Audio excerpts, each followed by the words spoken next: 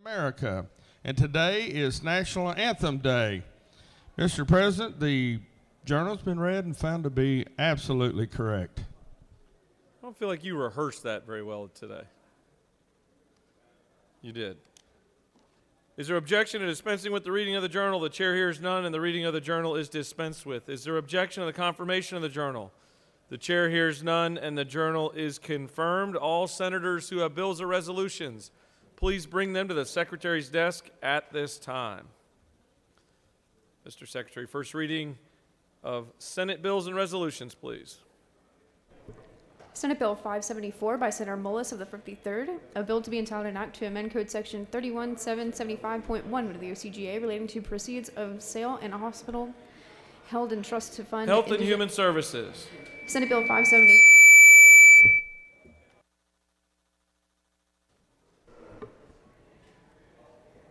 Senate Bill 575 by Senator Tippins of the 37th, a bill to be entitled an act to amend Chapter 2 of Title 20 of the OCGA relating to elementary and secondary education so as to provide that local Education and Youth.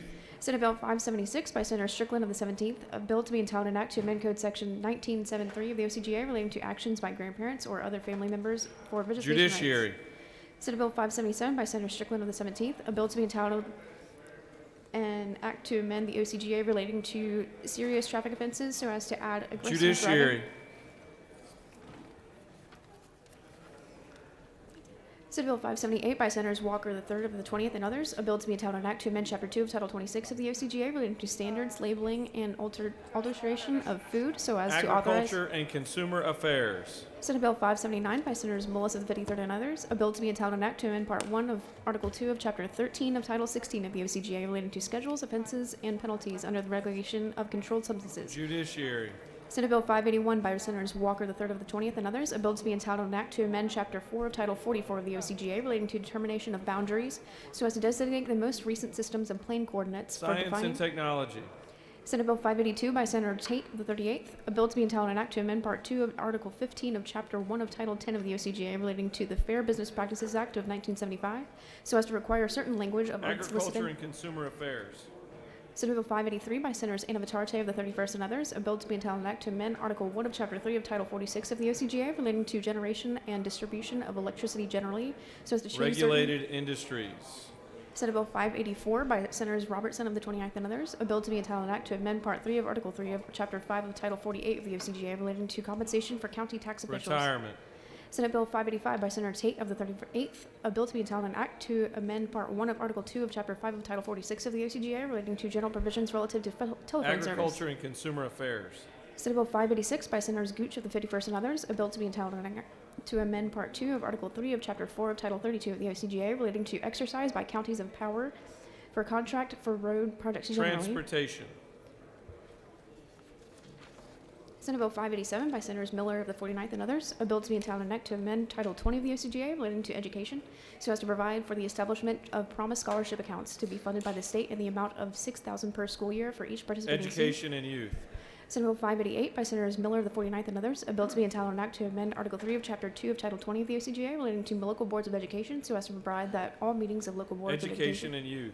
Senate Resolution 596 by Senators Ginn of the 47th and others, a resolution honoring the life and memory of Mr. Isaiah Berry for dedicating an intersection in his memory and for other purposes. Transportation. Senate Resolution 603 by Senators Butler of the 55th and others, a resolution condemning the Russian government for illegally and immorally invading Ukraine and for other purposes. Rules. That completes the order, Mr. President. Mr. Secretary, first reading and assignment of House bills and resolutions.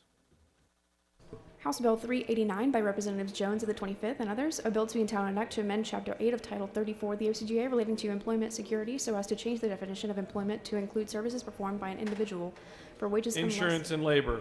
House Bill 961 by Representatives Efstration of the 104th and others, a bill to be entitled an act to amend Code Section 511233 of the OCGA relating to reduction and apportionment of award or bar of recovery regarding Judiciary. House Bill 974 by Representatives Gullett of the 19th and others, a bill to be entitled an act to amend Chapter 2 of Title 44 of the OCGA relating to recordation and registration of Judiciary. House Bill 1009 by Representative Jones of the 25th, a bill to be entitled an act to amend Title 40 of the OCGA relating to motor vehicles and traffic so as to authorize the use of personal delivery devices to transport cargo. Transportation. House Bill 1188 by Representatives Lott of the 122nd and others, a bill to be entitled an act to amend Code Section 1664 of the OCGA relating to child molestation and aggravated child molestation so as to provide that each act of child molestation shall be charged. Judiciary. House Bill 1292 by Representatives Jappers of the 11th and others, a bill to be entitled an act to amend Title 20 of the OCGA relating to education so as to prohibit students who participate in 4-H sponsored activities. Education and youth. House Bill 1302 by Representatives Bonner of the 72nd and others, a bill to be entitled an act to amend Chapter 7 to Title 48 of the OCGA relating to income taxes so as to provide for a one-time tax credit for individual taxpayers who file. Finance. House Bill 1303 by Representatives Dickey of the 140th and others, a bill to be entitled an act to amend Part 3 of Article 6 of Chapter 2 of Title 20 of the OCGA relating to educational programs so as to transition a pilot program for Agriculture and Consumer Affairs. House Bill 1408 by Representative Green of the 151st, a bill to be entitled an act to amend an act to provide for a new charter for the city of Shellman. Slogo. House Bill 1411 by Representatives Rhodes of the 120th and others, a bill to be entitled an act to amend an act to revise, modernize, and consolidate the provisions of local law. Slogo. House Bill 1412 by Representative Rhodes of the 120th, a bill to be entitled an act to amend an act to provide that certain officials of Greene County who have served. Slogo. House Bill 1445 by Representative Deloach of the 167th, a bill to be entitled an act to amend an act to recreate and establish the Board of Commissioners of Long County. Slogo. House Bill 1447 by Representative Fleming of the 121st, a bill to be entitled an act to authorize the city of Grovetown, Georgia to exercise. Slogo. That completes the order, Mr. President. Mr. Secretary, can you please read reports of standing committees, please? Mr. President, the Senate Committee on Economic Development has had under consideration the following legislation and has instructed me to report the same back to the Senate with the following recommendation. Senate Bill 379 do pass by substitute. Respectfully submitted, Senator Thompson of the 14th District Chairman. Mr. President, the Senate Committee on Education and Youth has had under consideration the following legislation and has instructed me to report the same back to the Senate with the following recommendation. Senate Bill 357 do pass by substitute, and Senate Bill 452 do pass by substitute. Respectfully submitted, Senator Payne of the 54th District Chairman. Mr. President, the Senate Committee on Health and Human Services has had under consideration the following legislation and has instructed me to report the same back to the Senate with the following recommendation. House Bill 1086 do pass. Respectfully submitted, Senator Watson of the 1st District Chairman. Mr. President, the Senate Committee on Higher Education has had under consideration the following legislation and has instructed me to report the same back to the Senate with the following recommendation. Senate Bill 333 do pass by substitute. Respectfully submitted, Senator Tippins of the 37th District Chairman. Mr. President, the Senate Committee on Judiciary has had under consideration the following legislation and has instructed me to report the same back to the Senate with the following recommendation that Senate Bill 197 do pass by substitute, Senate Bill 381 do pass, and Senate Bill 441 do pass by substitute. Respectfully submitted, Senator Strickland of the 17th District Chairman. Mr. President, the Senate Committee on Natural Resources and the Environment has had under consideration the following legislation and has instructed me to report the same back to the Senate with the following recommendation. House Bill 893 do pass, House Bill 343 do pass by substitute, and House Bill 1148 do pass. Respectfully submitted, Senator Harper of the 7th District Chairman. Mr. President, the Senate Committee on Public Safety has had under consideration the following legislation and has instructed me to report the same back to the Senate with the following recommendation. Senate Bill 353 do pass by substitute, Senate Bill 556 do pass by substitute, Senate Bill 510 do pass. Respectfully submitted, Senator Albers of the 50th District Chairman. Mr. President, the Senate Committee on Regulated Industries and Utilities has had under consideration the following legislation and has instructed me to report the same back to the Senate with the following recommendation that House Bill 1049 do pass and Senate Resolution 131 do pass by committee substitute. Respectfully submitted, Senator Cowser of the 46th District Chairman. Mr. President, the Senate Committee on State and Local Governmental Operations has had under consideration the following legislation and has instructed me to report the same back to the Senate with the following recommendation. Senate Bill 559 do pass, Senate Bill 570 do pass, House Bill 1362 do pass. Respectfully submitted, Senator Anderson of the 24th District Chairman. Mr. President, the Senate Committee on Transportation has had under consideration the following legislation and has instructed me to report the same back to the Senate with the following recommendation that Senate Resolution 565 do pass by substitute. Respectfully submitted, Senator Ginn of the 47th District Chairman. Mr. President, the Senate Committee on Veterans and Military and Homeland Security has had under consideration the following legislation and has instructed me to report the same back to the Senate with the following recommendation that Senate Bill 339 do pass by substitute. Respectfully submitted, Senator Kirkpatrick of the 32nd District Chairman. That completes the order, Mr. President. Mr. Secretary, can you please read bills and resolutions for the second time? Senate Bill 474 by Senators Summers of the 13th and others, property tax exemptions, statewide exemption, ad valorem taxes for aircraft used for aerial application of fertilizers or other agricultural products provide. That completes the order, Mr. President. All right, it's now time for our morning roll call. It is now time for our morning roll call. Chair would like to recognize the senator from the 33rd, y'all. Thank you, Mr. President. Good morning, y'all. I ask for unanimous consent to excuse the senators from the 17th and the 30th and the 36th, sir. Without objection, the senators from the 17th, 30th, and 36th are excused. The chair recognizes the senator from the 7th. Thank you, Mr. President. I would like to excuse the senator from the 11th and the senator from the 23rd. Without objection, the senators from the 11th and the 23rd are excused. The chair recognizes the senator from the 5th. Thank you, Mr. President. I ask you to unanimous consent to excuse the senator from 6th for business outside the Capitol. Without objection, the senator from the 6th is excused. The secretary will call the roll of senators. Signify your presence by voting the A switch. The secretary will unlock the machine.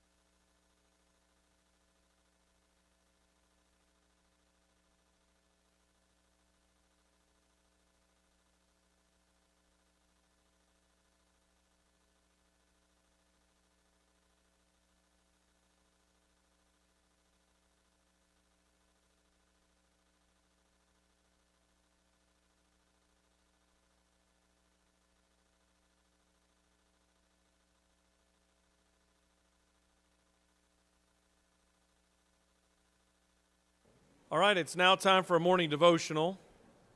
It is now time for a morning devotional. I'd ask that all senators please take your seats.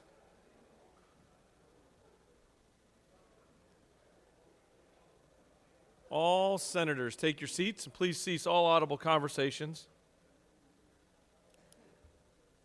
It's my honor to recognize the senator from the 5th to lead us in our Pledge of Allegiance and to introduce to us our chaplain of the day. Thank you, Mr. President. I guess it's time to take a pledge of allegiance. The flag of the United States. Pledge of allegiance. The flag of the United States of America. And to the republic for which it stands, one nation under God, indivisible, with liberty and justice for all. Now to the Georgia flag. Pledge allegiance to the Georgia flag, with the principles of which it stands, wisdom, justice, and moderation.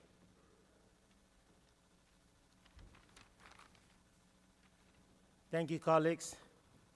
Good morning. Today I have a distinct pleasure to introduce the chaplain of the day, my friend Imam Assad Khan. Ustad Assad Khan was born and raised in Tucker, Georgia.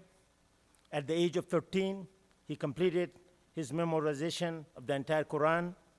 Ustad Assad earned his bachelor's degree in economics from Georgia State University in 2015. He then followed his passion for studying the Islamic faith by enrolling in the Medina Institute Seminary located in Duluth, Georgia. While studying at Medina Institute, the seminary instilled within him the desire to serve all of God's creation and to preach a message of love and compassion for all. In 2019, Ustad Assad became the executive director at the Medina Institute, a role that he's still serving.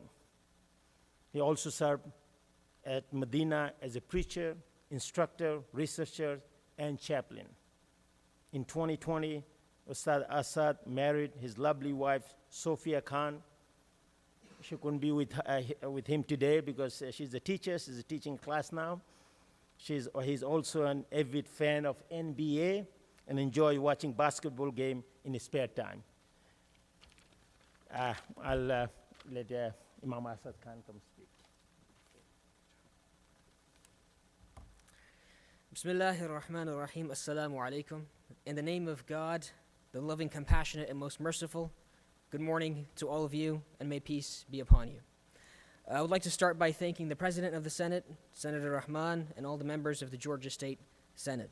It is a great honor for me to be here today and to have this opportunity to share with you a few words and a prayer.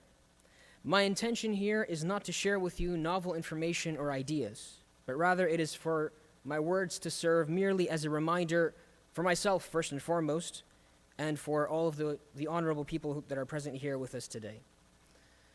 There is a truth that we as human beings have been informed of by God, not once, but throughout time, whether it be by the speech of Abraham, Musa, Moses, Isa, Jesus, or the Prophet Muhammad. May peace and blessings be upon all of them. That truth is that there is a fundamental principle upon which every prosperous society stands, and that principle is justice. It is justice that allows society to function, that allows for the members of society to contribute socially and economically. And it is the establishment of justice that allows for other virtues and values to manifest. I would like to share with all of you a verse from the Quran. I will first recite it in the original Arabic, and then I'll provide you with a translation. أعوذ بالله من الشيطان الرجيم بسم الله الرحمن الرحيم إن الله يأمر بالعدل والإحسان وإيتاء ذي القربى وينهى عن الفحشاء والمنكر والبغي يعظكم لعلكم تذكرون. Indeed, God commands justice, grace, as well as courtesy to close relatives. He forbids indecency, wickedness, and tyranny. He instructs you, so perhaps you will be mindful. The commandment to be just and to uphold justice is a commandment that is shared among all Abrahamic faiths.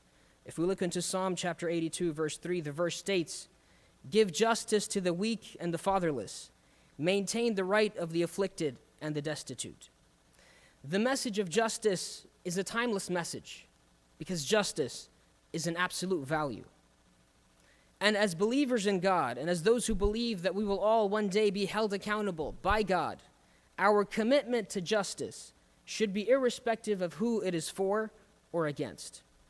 God states in the Quran, "O you who believe, be upholders of justice, witnesses for God, even if it be against yourselves, parents, or relatives." He also states, "And do not let the hatred of a people prevent you from being just." Such should be our commitment to justice. In fact, if we look into the life of the Prophet Muhammad, peace and blessings be upon him, we find that it is the absence of justice that causes a society to crumble. In the life of the Prophet Muhammad, there was once a woman who had committed theft, and she happened to be a person of high social status. And as a consequence, there were those who wanted to intercede on her behalf. And to them, the Prophet responded and said, "What led the nations before you down the path of destruction was that when the poor and those of lower social status committed a crime, they were punished. And when those who were rich and of a higher social status, when they committed a crime, they were forgiven. It was their betrayal of justice that led them to ruin." So let us renew our intentions in this moment to be of those who stand firm for justice and who seek to uphold it. Let us resolve to be those who use our positions and platforms that have been bestowed upon us by God to stand against indecency, wickedness, and tyranny. And with that intention in heart and mind, senators, I request you to join me in prayer. We pray to you, our Lord, our sustainer, the Lord of the heavens and the earth, the creator of all in existence, the loving, merciful, and most compassionate. We ask you for guidance to guide our hearts, our minds, our words, and our actions to that which is pleasing to you, and guide us to righteous decisions. Grant us the strength to honor the positions you have bestowed upon us. Guide us to serve these positions in a manner that is pleasing to you. Give us thankful hearts for our good fortune to live in this great country and the great state of Georgia.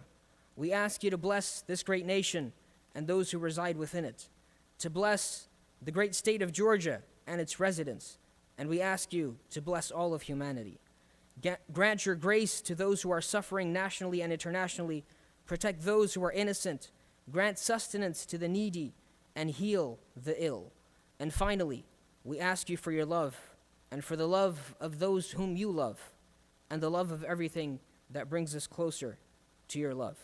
Amen. Thank you.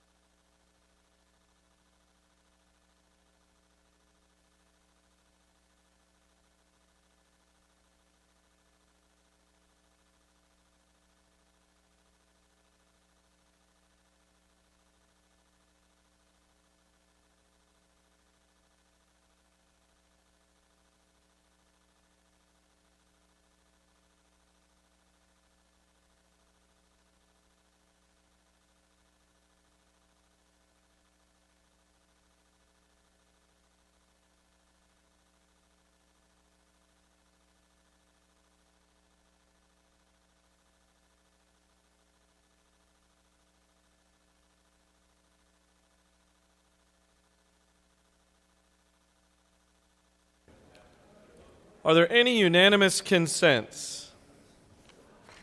The chair sees none. Does any senator wish to rise on a point of personal privilege?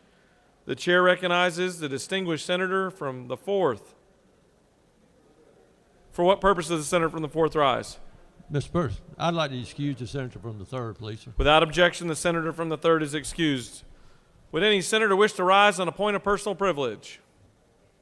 The chair recognizes the senator from the 52nd. The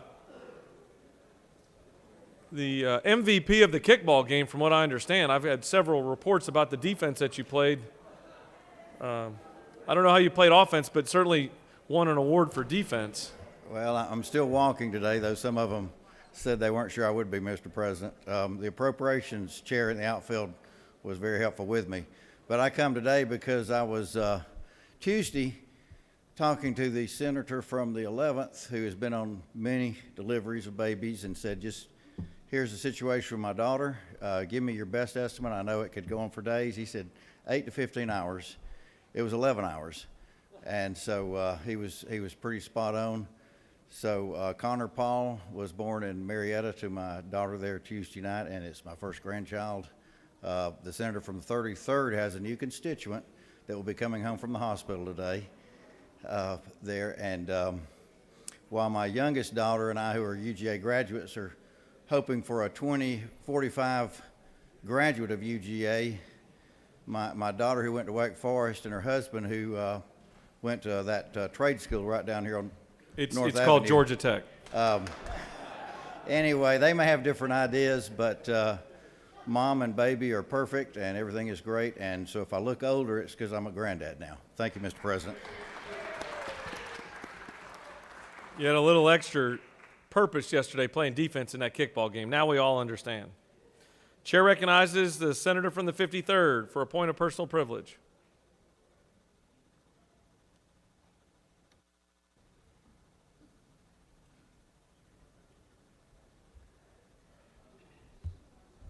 Thank you, Mr. President. I do want to talk about the kickball game. I know it's a surprise to you that I wasn't the athlete of the day yesterday, but I was the award-winning announcer of the game yesterday, and I want to say how proud I am for all of our teammates that did a great job. I tell you, everybody participated and gave in. I've never seen speed like I did from the senator from the 41st. What a fast athlete. Our photographer, Keenan, did a great job along with our appropriations chair and, of course, the award winner, the gentleman from Rome, did a great job. But I would like to say, even though we barely lost, it was because of driving winds whenever we were up to kick against us, some calls that were somewhat questionable on the other side. So let me say, even though the Georgia House Pansies won at 8, but the Georgia Senate Wildcats were at 5 and did a great job. Thank you, Mr. President. Sorry, I missed one person. The senator from the 53rd has continued to be recognized. Thank you, sir.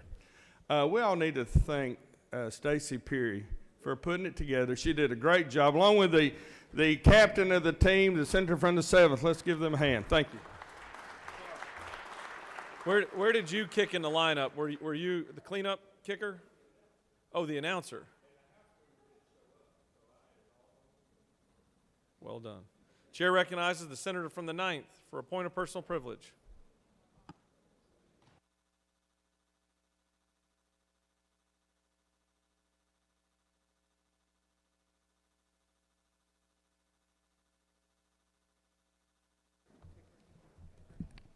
Good morning, members.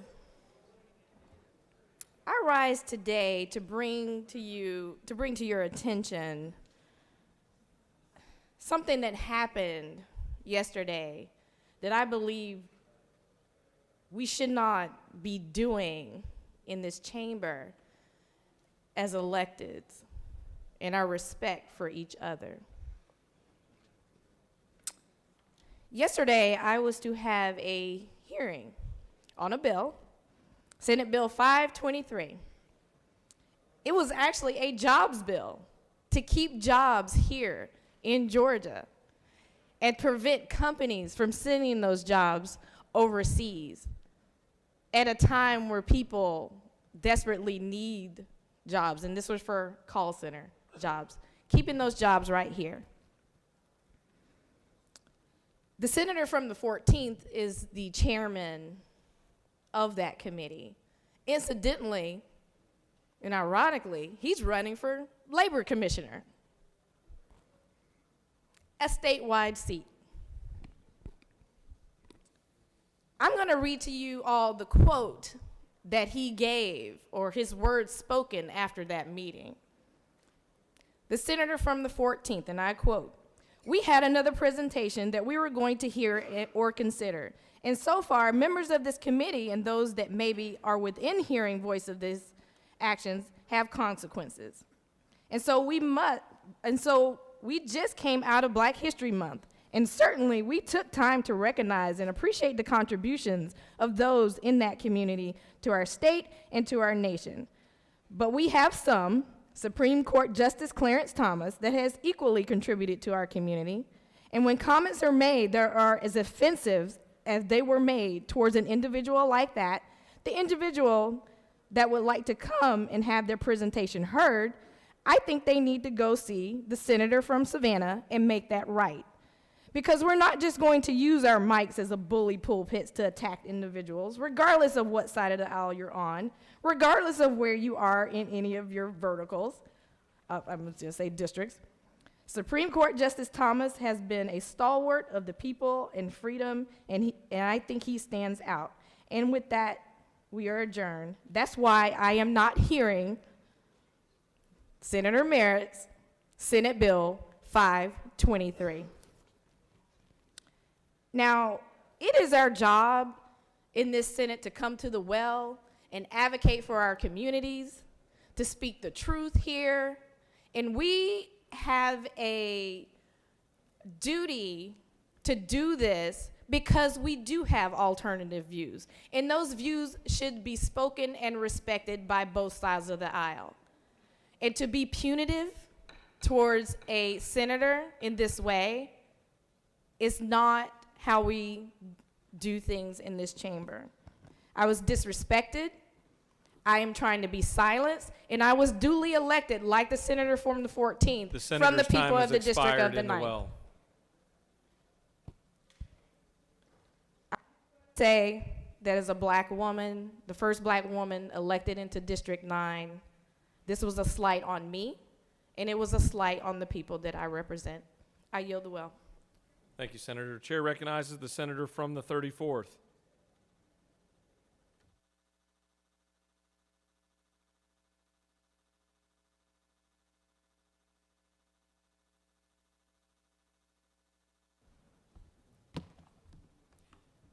Thank you, Mr. President, members of the Senate. I rise today with a special guest, a very special guest, as a matter of fact.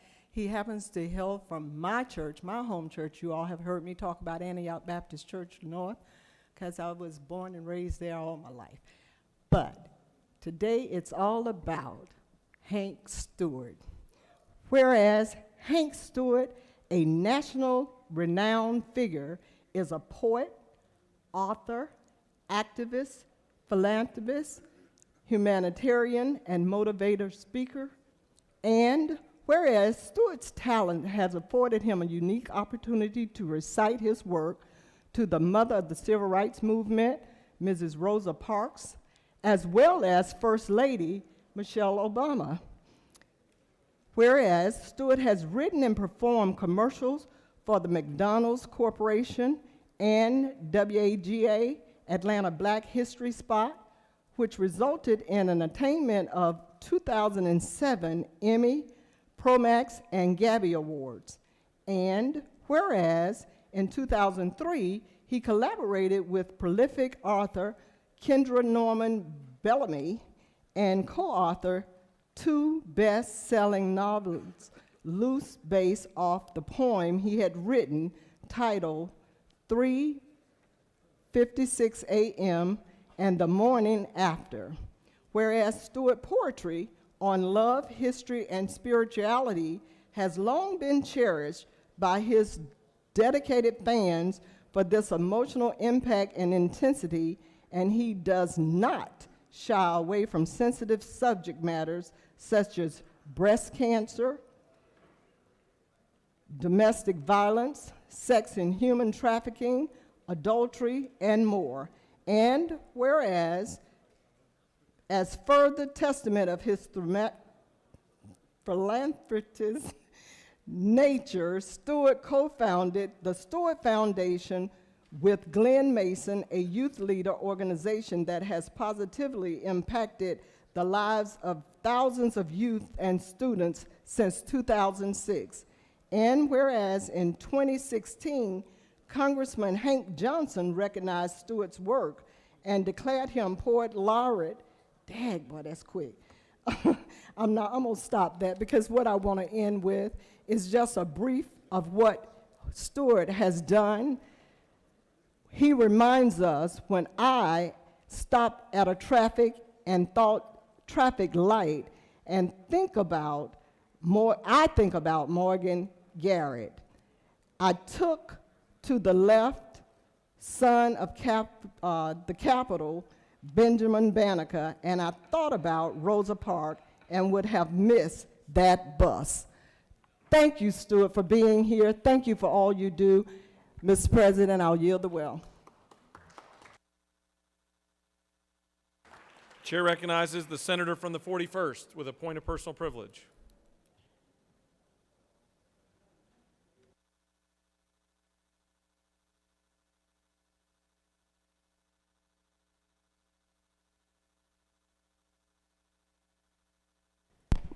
Good morning. I want to invite you all this day to go out and test drive an electric vehicle. The senator from the 1st and I are sponsoring EV Day, and so there are a bunch of beautiful, wonderful EV cars out there for you to test drive. As we try to change our country and to make sure our air is fresher to breathe, but to also get rid of our dependence on oil, this is one of the ways we do it. It's by driving EV cars. So please, I encourage you to go sign up to test drive. At the very least, it's fun because you don't even have to use the brakes. Like, it's pretty incredible. So go try it out. I yield the well.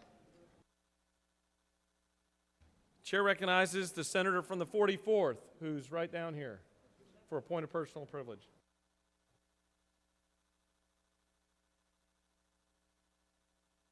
She's going to get paperwork. The chair recognizes the senator from the 22nd for a point of personal privilege.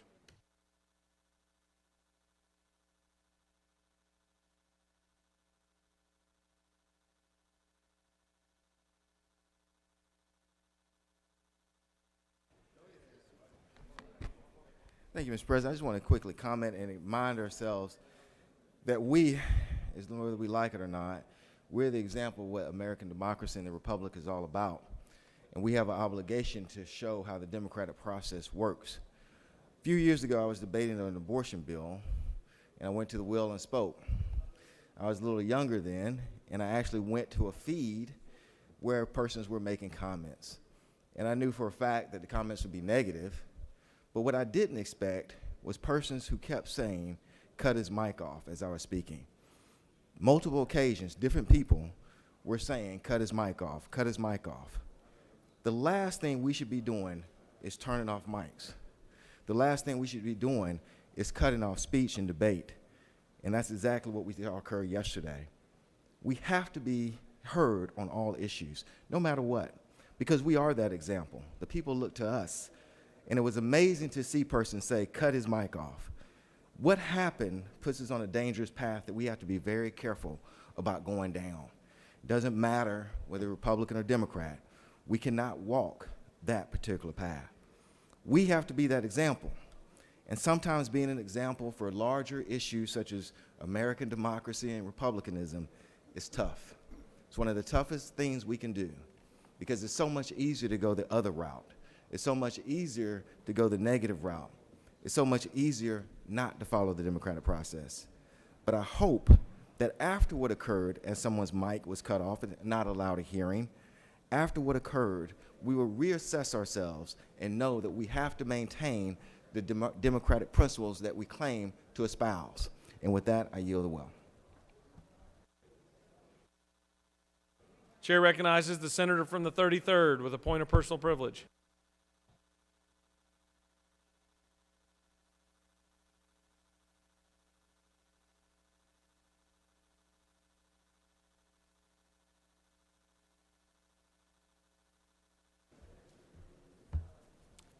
Thank you, Mr. President, my fellow senators, colleagues, friends, and y'all. As you know, March is Women's History Month, and I want to talk about Alexa Kennedy. She was born in Lansing, Michigan in 1950. Dr. Alexa Irene Kennedy broke both gender and color barriers when she became the first African-American woman neurosurgeon in the United States in 1981. While majoring in zoology at the University of Michigan, Kennedy became interested in medicine after attending a summer camp on genetics for minority students. After receiving her BS in 1971, Kennedy graduated cum laude from the College of Medicine at the University of Michigan in 1975. While she was initially interested in internal medicine, Kennedy later developed an interest in neurosurgery. She was accepted as a surgical intern at Yale New Haven Hospital in 1975. She was the first black woman to be enrolled in the hospital program. I made it to Minnesota for residency, and before I knew it, I was a neurosurgeon, she said. I have achieved my dream, Kennedy wrote in her personal essay at the University of Michigan. And that's all it was to me, because being the first of anything was never my goal. And if any of our senators feel they need a neurosurgeon, you know who to go to. Thank you, Mr. President. I yield the well. Chair recognizes the senator from the 44th, the patient senator from the 44th, who's busy over here taking pictures. Thank you very much, Mr. President. Good morning, colleagues. As a graduate of Spelman College, I am here today to say that it is Spelman College Day at the Capitol. Thank you. Spelman College has maintained its commitments to its students during the COVID-19. It is a university that was founded in 1881 as the Atlanta Baptist Female Seminary, which became Spelman College in 1924. It is accredited by the Commission on Colleges of Southern Association of Colleges and Schools, and is also a member of the Atlanta University Center Consortium. Spelman College has long been recognized as the leading educator of women of African descent and is now named among the top 100 liberal arts colleges in the nation and is one of the most selective women colleges in the United States. So today, the National Alumni Association of Spelman College, the Georgia chapters, Atlanta, Albany, Athens, Augusta, Columbus, Decatur, Savannah, and West Georgia will be celebrating Spelman Day at the Capitol, and all Spelmanites. And Spelman College Day at the Capitol, thank you. This is Senator Orr's district. I'm sorry, this is the senator from the 36th district. And Spelman College Day at the Capitol is meant to inform and enlighten the Spelman College community, women who make a choice to change the world, and the Georgia community as a whole. The event has historically served as an opportunity to interact with our state legislators and advocate for legislation that impacts women, children, our institution, and marginalized community.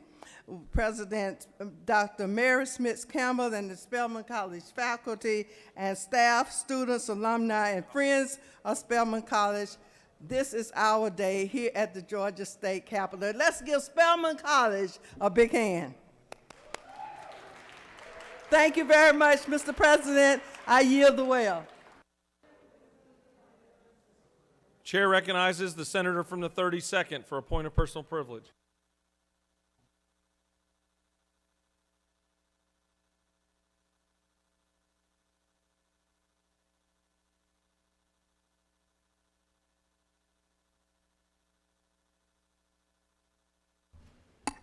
Thank you, Mr. President.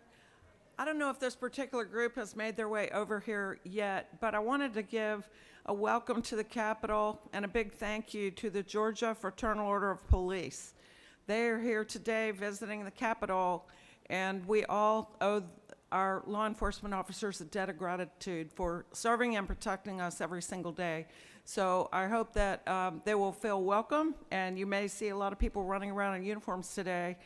I especially want to thank the senator from the 29th who spent his first career doing that work, and it's certainly very important to all of us. So welcome to the Capitol, Georgia FOP.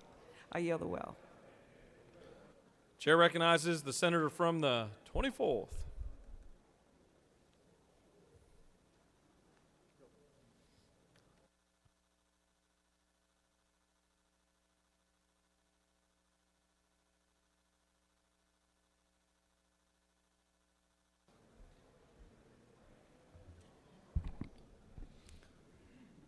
Thank you, Mr. President. Today I come with a heavy heart. When we're in this session, and I'm glad we're doing it, when we're looking at trying to help any way we can with mental health and drug addictions, alcohol and drug addictions,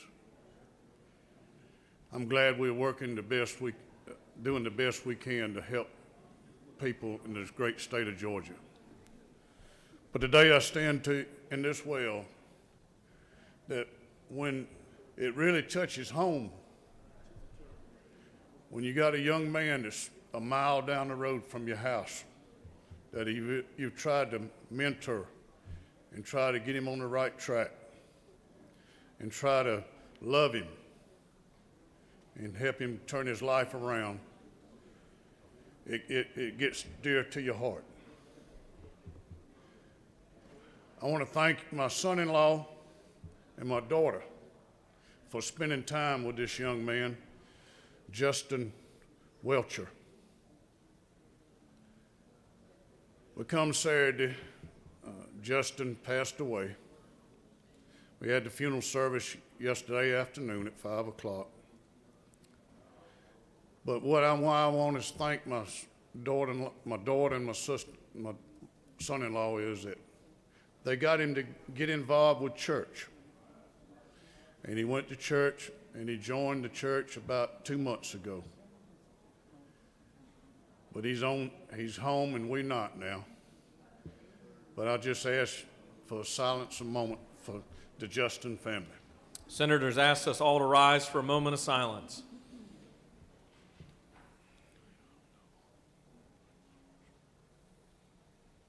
Thank you. Chair recognizes the senator from the 37th to introduce the doctor of the day.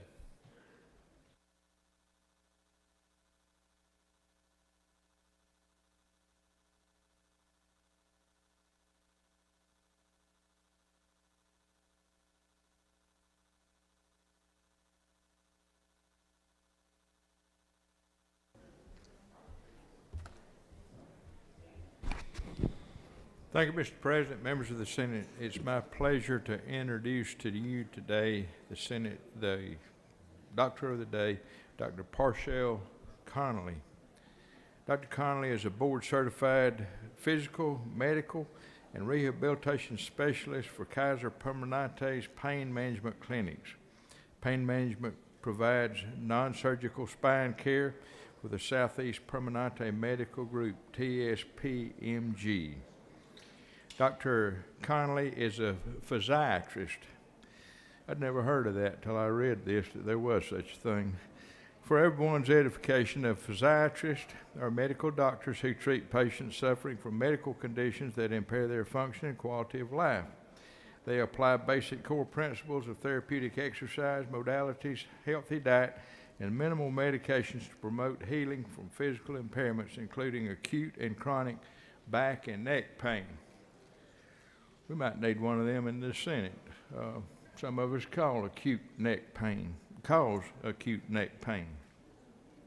Dr. Connolly has 2 daughters and lives in Merritt. She's from a large family of Connollys from Griffin, Georgia. She enjoys gardening, cooking, baking, yoga, and Zumba.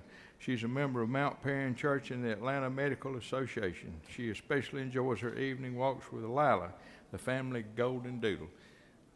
I hope you don't need her services today, but give her a warm Senate welcome when you see her. Thank you so much.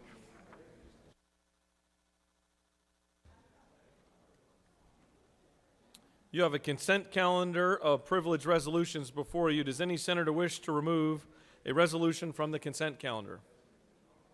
The chair sees none. Is there objection or adoption of the resolutions on the consent calendar?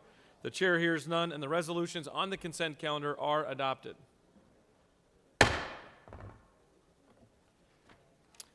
Are there any motions to withdraw and commit? Chair recognizes the senator from the 35th.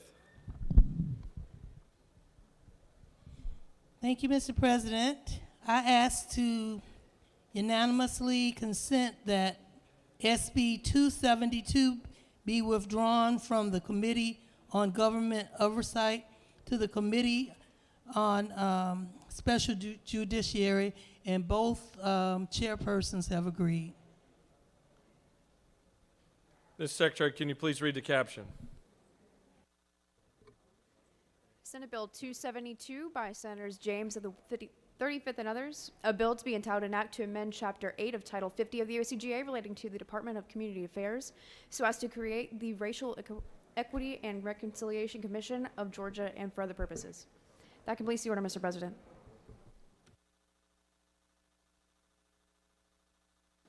Senator, have you gotten the approval of both chairmen of each committees?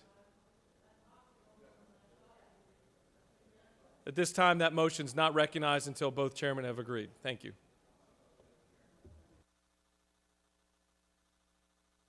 Are there any other motions to withdraw and commit? The chair sees none. You have a consent calendar of local bills before you. Mr. Secretary, are there any objections filed to any bills on the local consent calendar? Mr. President, there are no objections filed. Is there objection to agree in the report of the Committee on State and Local Government, which is favorable to the passage of the bills on the local consent calendar? The chair hears none, and the report of the committee is agreed to. Questions on the passage of the bills on the local consent calendar? All those in favor vote yea. Opposed, nay. The Secretary will unlock the machine.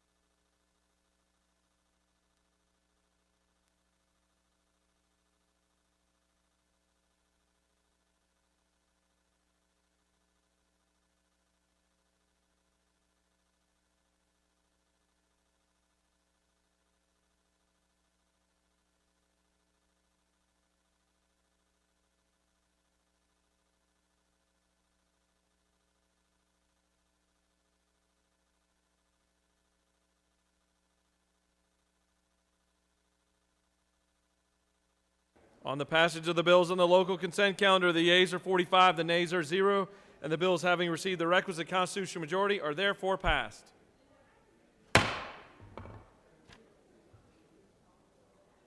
Chair recognizes the distinguished senator from Roswell.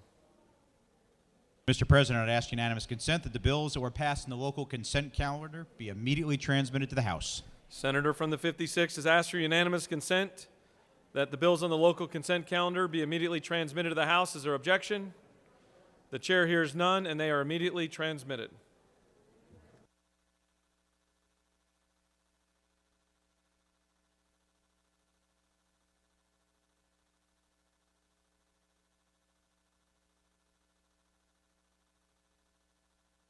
All right, we're now going to move on to the rules calendar.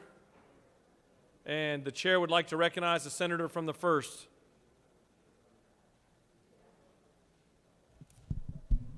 Thank you, Mr. President. I ask for unanimous consent that Senate Bill 403 be taken from the table. Ms. Secretary, can you please read the caption? Senate Bill 403 by Senators Watson of the 1st and others, a bill to be entitled an act to amend Title 37 of the OCGA relating to mental health so as to enact the Georgia Behavioral Health and Peace Officer Co-Responder Act, and for the purposes. Mr. President, the Senate Committee on Health and Human Services recommends that this bill do pass by substitute. Respectfully submitted, Senator Watson of the 1st District Chairman. That completes the order, Mr. President. Senator from the 1st has asked for unanimous consent that Senate Bill 403 be taken from the table. Is there objection? The chair hears none, and it's removed from the table. It will be placed at the bottom of today's rules calendar.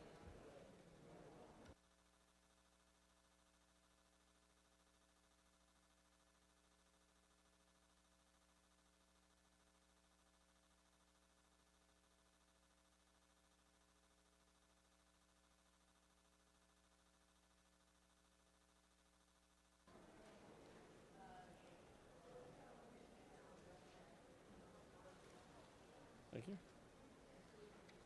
Mr. Secretary, can you please read the caption of House Bill 910?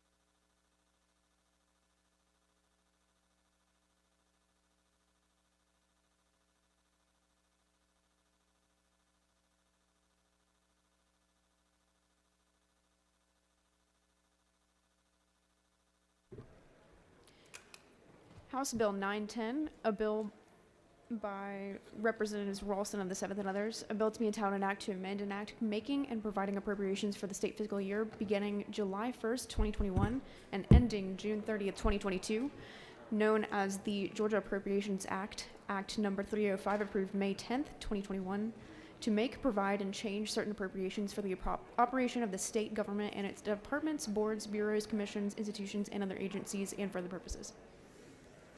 Mr. President, the Senate Committee on Appropriations recommends that this bill do pass by substitute. Respectfully submitted, Senator Tillery of the 17th District Chairman. That completes the order, Mr. President. The chair recognizes the Appropriations Chairman to present House Bill 910, the amended budget.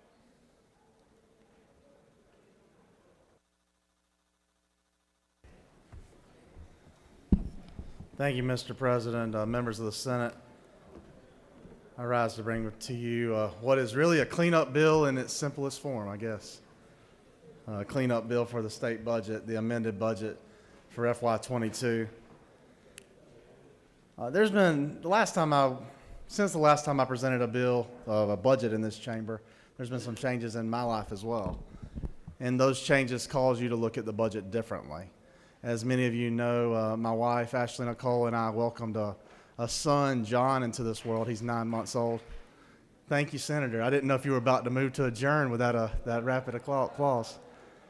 And many of you have experienced that a long time before I did, and you already know that joy that it brings to your family. But you can't look at this document the same way after you have children, after you have experienced what some of you have experienced with parents, after you've put kids through school, etc. So I want you to know that it changes the way I've looked at the budget too. And I appreciate what each of you did in the years prior to me experiencing that gift to help me see the budget and view the budget differently as well. You know, I also want to tell you thank you for the marks that you've put on this budget. Any budget we have, while it may come through a committee that I get to chair, is not simply the marks of the committee. It simply isn't simply the marks of the chairman. It's really the marks of each and every senator. And I hope you see the reflections of what you've asked for reflected in this budget as well, as you've worked to represent your constituencies and your hometowns. Let's talk about Georgia generally. The past 3 years have been a roller coaster. You remember when I took over this role and how at the time we were really thought 14% reductions was the first budget we ever presented in this well that I ever presented. How through the governor's leadership, the leadership of others across the hall and in this chamber, we're able to cull that back and to put us in a position that we stand today, which is really at the top of the hill of that roller coaster. Wondering what might lie on the other side of that precipice. I said this before and I'll say it again, Georgians and Georgia's economy have remained resilient despite challenges on very many fronts. It doesn't take more than looking at the evening news to know that worldwide we face challenges. You can see the effects of inflation not only in our hometowns, but on our grocery shelves, and also see how that's reflected in prices from fuel to cargo to the price we pay for talent, to keep talent. But Georgia has been a bright spot, not only in the nation, but in the world. Georgia's economy has continued to grow. We've continued to add jobs. We've continued to add businesses, despite challenges, as I've said, on every front. And one of the brightest spots, I think, for us is our ports. If you look at our port backup today, it's at zero. It's at zero when we see so much backup in other areas around the world, particularly in other ports that are across our country. I give credit for all that growth, that expanded business, the fact that Georgia's economy and Georgia's numbers, revenue numbers remain so strong, really to Governor Kemp. And his decision very early on to keep Georgia open despite criticism, and quite strong criticism at times. He allowed Georgia's citizens to make decisions for themselves and their businesses, and they chose well, and it's reflected now in our revenue numbers. While we have the budget now in the Senate, the governor starts that budget, we know that we couldn't be at this position that we are now without our help from colleagues across the hall in the House of Representatives and the House Appropriations Committee. Many of you may have heard already that Chairman England has announced that he will not be returning next year to the House. And while that is a great loss for that body, it's a great loss for this body as well. He has been a strong leader, a strong mentor, and a friend. And his heart and compassion will be reflected in Georgia budgets for many decades to come.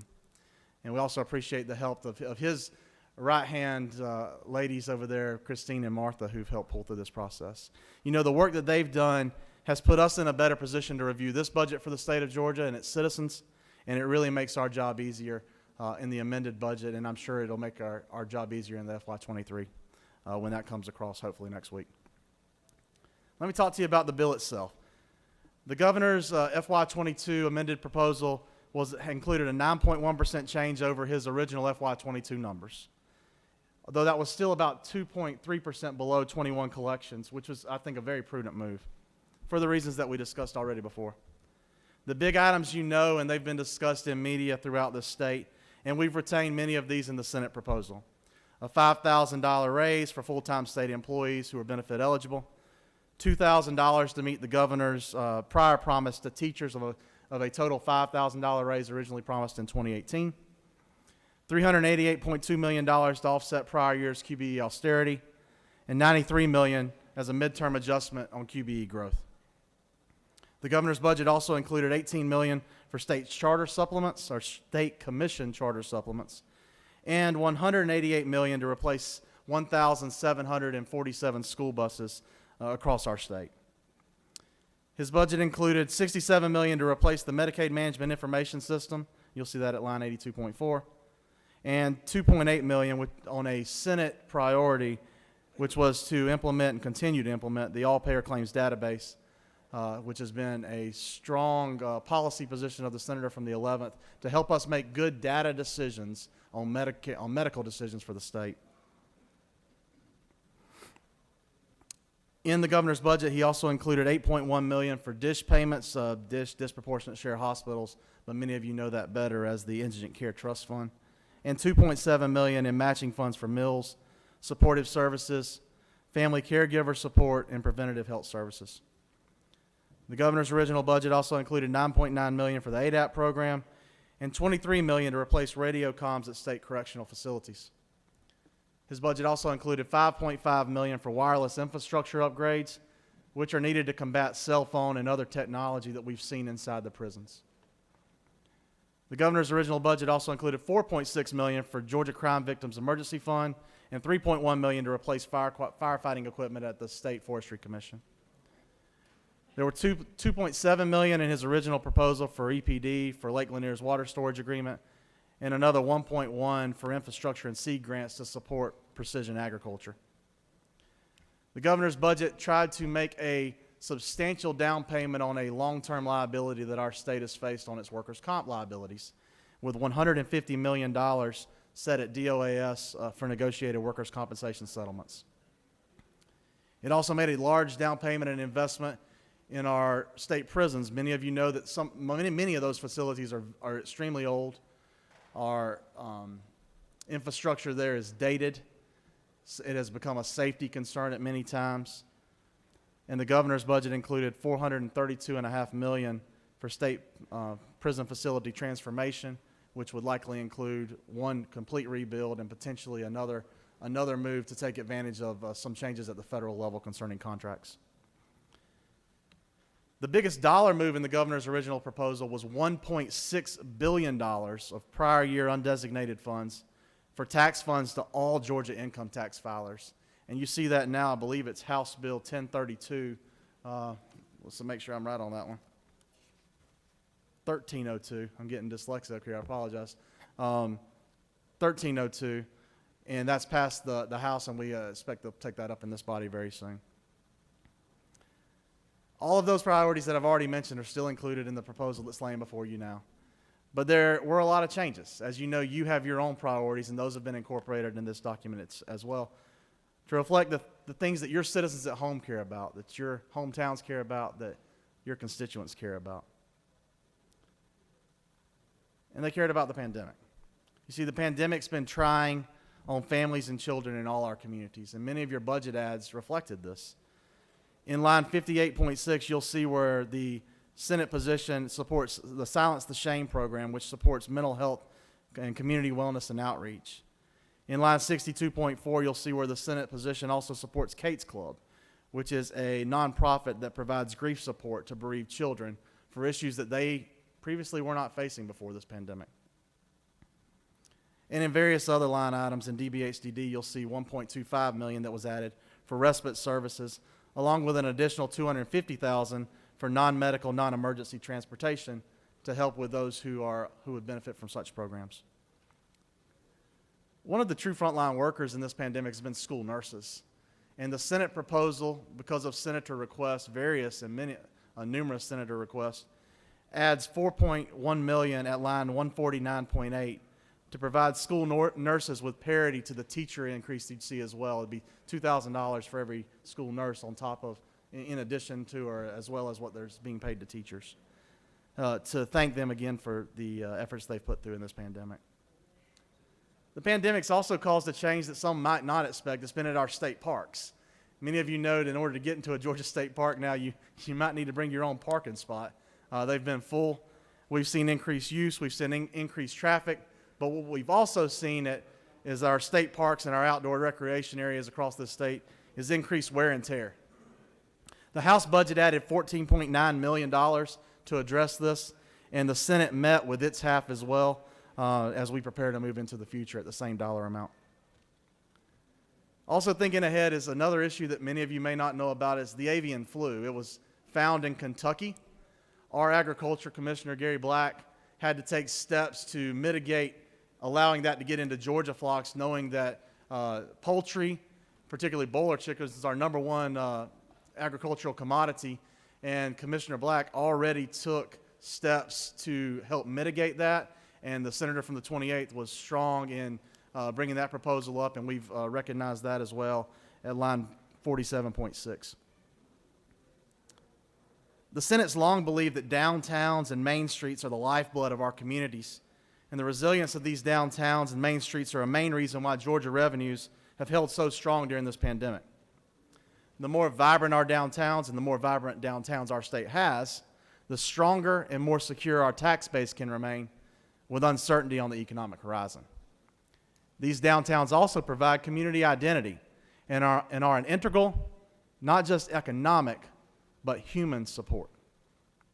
With these economic clouds gathering on the horizon, the Senate's proposal recommends $20 million in rural downtown development grants on line 77.4 to strengthen and secure our communities in light of what might lie ahead. You'll see various additions in the lines for the Department of Juvenile Justice as well as the Department of Corrections. The Senate has put increased focus in the past years on reducing and eliminating extremely high turnover in agencies. You will remember and recall from our various subcommittee reports that at times these agencies we've seen over 100% turnover. Thanks to the help of the senator from the 56th, the senator from the 7th, and others, the Senate proposal will include almost double down on the governor's $5,000 raise, adding an additional $4,000 on top for those two agencies for sworn filled positions, again in juvenile justice and the Department of Corrections. Healthcare makes up 23% of our budget, and the Senate has worked hard in recent years to incentivize quality in care. This Senate proposal does that for our younger citizens by increasing provider rates to enable value-based purchasing in low-income Medicaid and Peach Care, and it does the same for our older citizens by moving $26 million to provide supplemental quality payments for our skilled nursing facilities. This proposal also telegraphs the Senate's desire to move to the most recent audited and updated cost report for skilled nursing facilities in this next fiscal year, doing so a year before expected. The Senate also set aside funding in Peach Care for mental health services on line 28.7, which I think is, on 82.7, which I think is a great program that potentially can increase providers in those regions, particularly regions outside Metro Atlanta, where we've seen extreme need. It's no secret that our state needs nurses. And while many schools are trying to start now, we have currently operating schools with wait lists and others with capacity. This proposed budget provides $5 million in line 97.1 to support equipment and operating grants for nursing programs with waiting lists and current student capacity. Last year, we turned away over 1,000 Georgia students who wished to enter a nursing program due to lack of capacity. And we would like to use this $5 million to help try to resolve that.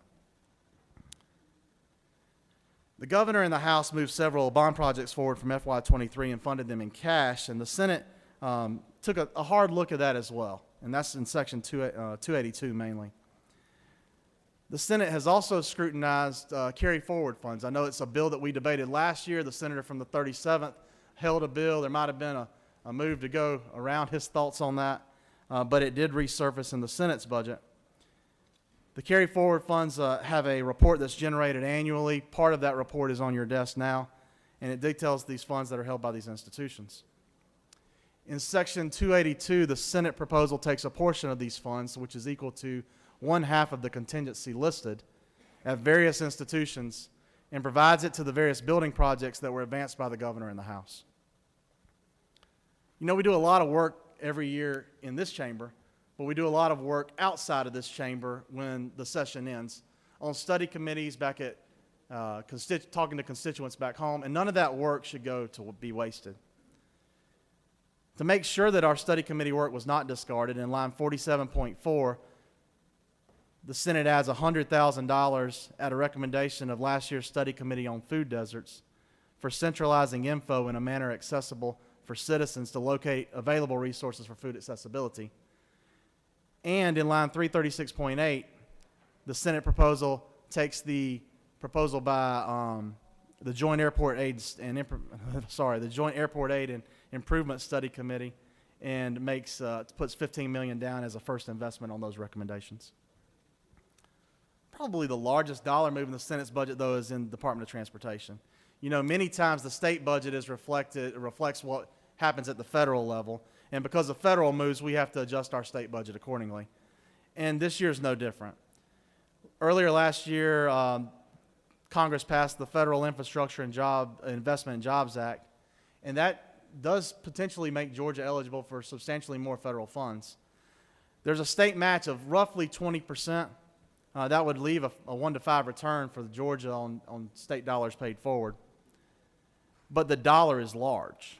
We would potentially have to put up somewhere between $150 and $250 million to make our state match.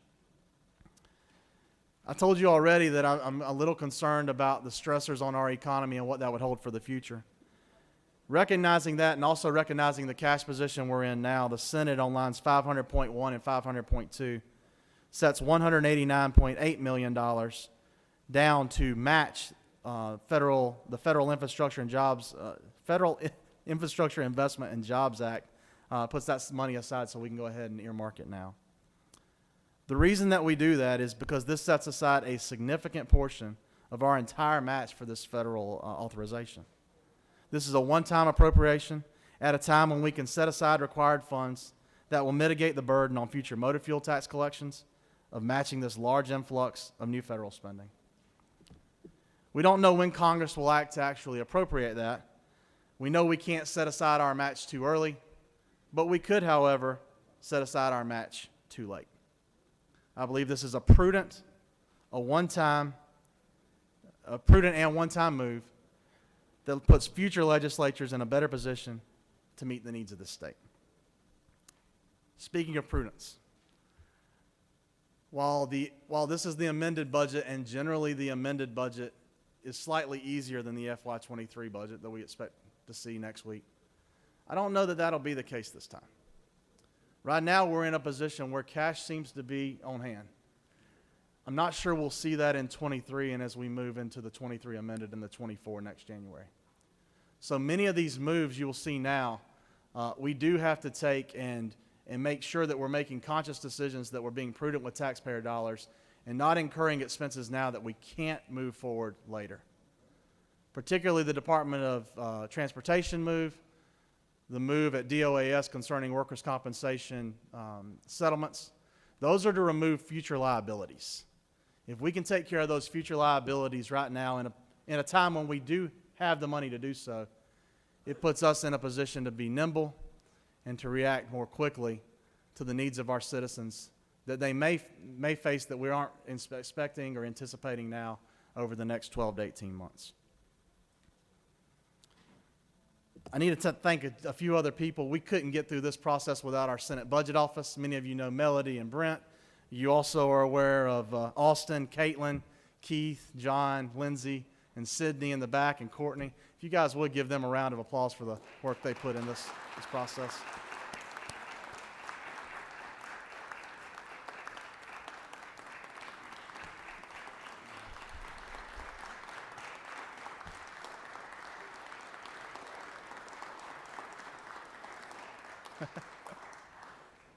They really are a great team whose only interest is protecting state taxpayer dollars.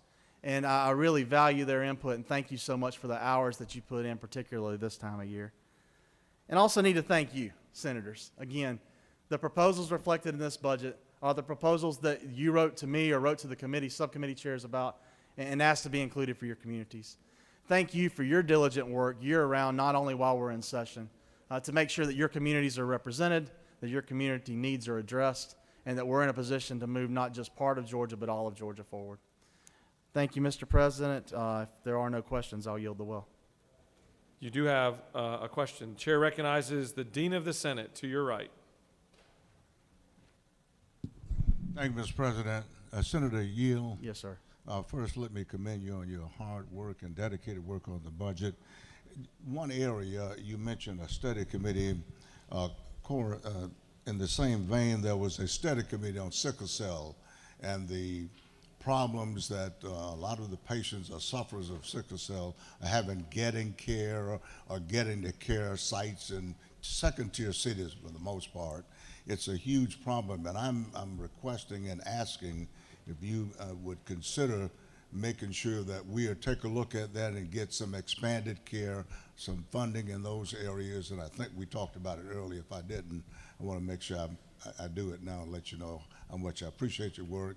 And hopefully we can take a look at that and alleviate the suffering that we've had from these patients who often experience terrible pain. So if it's in this budget, where would that be? And can you give me a little comparison? Can we expand that to the level that it's needed in those cities? Maybe Augusta has a great site. They've expanded. They got bricks and mortars. For the rest, they're getting buses coming down, and I think that's somewhat inadequate. So. Well, thank you, Mr. Chairman, for teeing me up for that easy softball question. As you know, we've invested in sickle cell research over several years, thanks to you and your colleague in the House who seems to have a pretty good bit of pull over there as well. You obviously have a lot of pull in this body. And those would be in a continuing item. Those were not removed from this budget and would continue to be funded look forward to talking with you more about things if we've missed in the past that we can continue to do. Thank you, Senator. Thank you. Doesn't appear that you have any additional questions. Thank you so much for your time, and I ask that you please favorably consider the Senate amendment to House Bill 910. Does any of the senator wish to speak for or against House Bill 910? The chair sees none. The question is on the adoption of the committee substitute. Is there objection or adoption of the committee substitute? Chair hears none. The committee substitute is adopted. Is there objection to agreeing the report of the committee, which is favorable to the passage of the bill? The chair hears none. The report of the committee is agreed to. Is there objection to the main question being ordered? The chair hears none, and the main question is ordered. Questions on the passage of the bill by substitute. All those in favor vote yea. Opposed nay. The secretary will unlock the machine.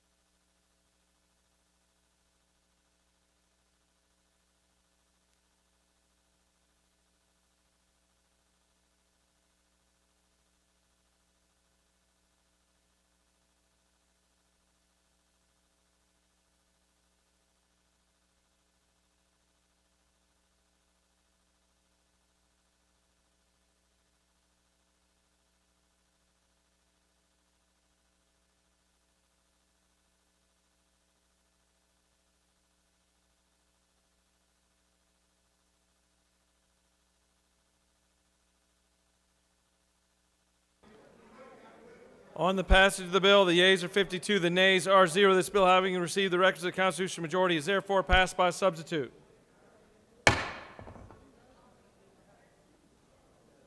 Before I recognize the senator from the 19th, I want to thank you for your efforts. I want to thank Melody and Brent and the entire staff, who is second to none, for your hard work. It just continues to be incredible to watch you work through so many difficult conditions. So thank you so much for your efforts. And great job on getting the budget, the amended budget passed.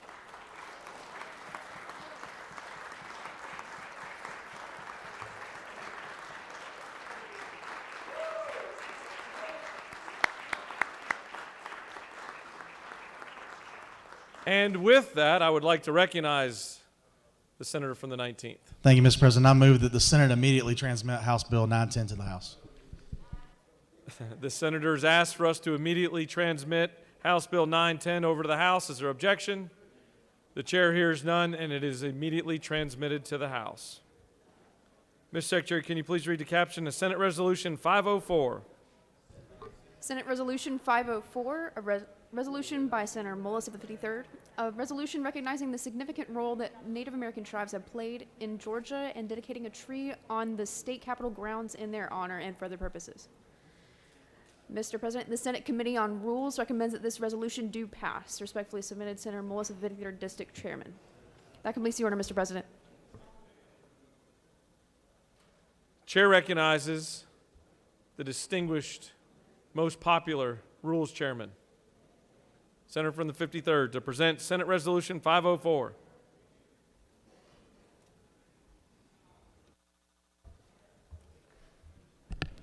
Thank you, Mr. President. As you know, in November, we reported of our Native American ceremony across the street at Liberty Plaza, and it was a remarkable event. Many of you participated with it, and from that, we wanted to plant a peace tree here on Capitol grounds. And a peace tree with the Native Americans and all of our friends is a red cedar tree. But the process to get that done is to officially do a resolution asking the building authority to do that. So this bill simply asks them to allow us a peace tree to be planted here on Capitol grounds. Mr. President, I would be honored to answer any questions that this distinguished body may have, especially if it's a senator from the 15th. As usual, you've done such a great job explaining that bill or that resolution. There's no questions. Thank you, Mr. President. I appreciate your help today. Does any other senator wish to speak for or against the resolution? The chair sees none. Is there objection to agreeing the report of the committee, which is favorable to the adoption of the resolution? The chair hears none. The report of the committee is agreed to. Is there objection to the main question being ordered? The chair hears none, and the main question is ordered. Questions on the adoption of the resolution. All those in favor vote yea. Opposed, nay. The secretary will unlock the machine.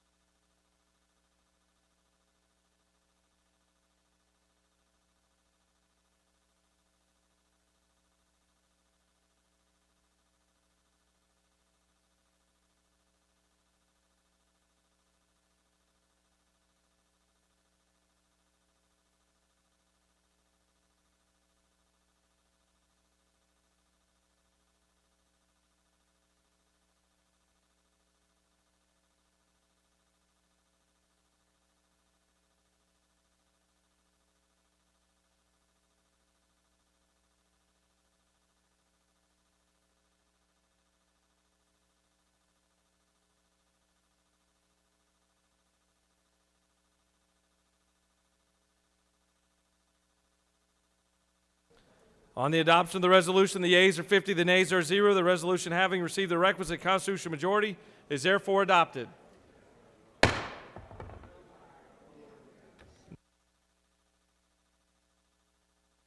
Mr. Secretary, can you please read the caption of Senate Bill 403?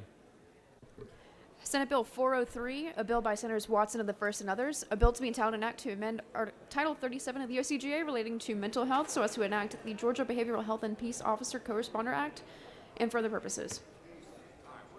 Mr. President, the Senate Committee on Health and Human Services recommends that this bill do pass by substitute. Respectfully submitted, Senator Watson of the 1st District Chairman.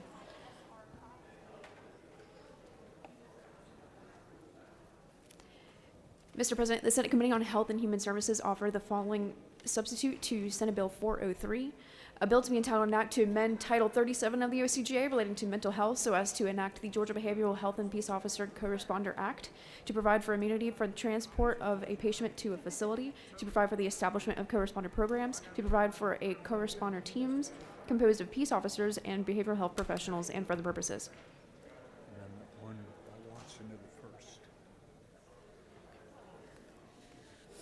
Mr. President, Senator Watson of the 1st District and others offered the following amendment. Amend the Senate Committee on Health and Human Services substitute to Senate Bill 403 by striking the quotation mark at the end of line 62 and adding the following. The immunity provided in this code section in connection with the transport of a patient to a physician or a facility shall apply only to injury or damages incurred by such patient or his or her personal representative. That completes the order, Mr. President. Chair recognizes the senator from the 1st to present Senate Bill 403 and amendment number 1.